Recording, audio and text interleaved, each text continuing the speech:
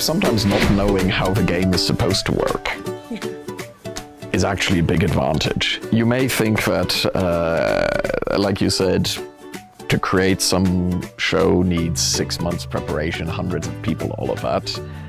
If that's your mindset, then there's one type of show that you can create, but is that the best? One of the questions that I'm always most interested in is actually, what does great look like? What does great look like in this kind of show, in banking, in brand, I had a very interesting discussion yesterday with Zui around greatness in fashion and customer understanding, and how does fashion think about customers? And I think that kind of, on the one hand, feeding, but on the other hand, also ignorance of not knowing how it's supposed to be done.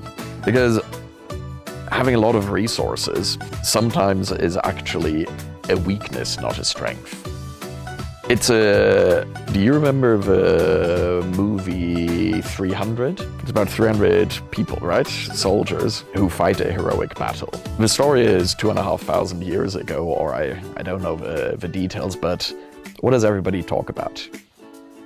They talk about the 300 people who actually try to stop and ultimately successfully stop the opponent with a much, much bigger army, save the city. They sacrifice themselves. Of course, that's a part of the story that nobody likes to talk about. They die in their mission, but they tried something. And the small hero is what, around the world, 2,500 years later, people still talk about. So, of course, nobody wants to be the hero who dies. But I think the idea that only if you have a lot of resources, you can do certain things, or you should do certain things, I don't think that's true.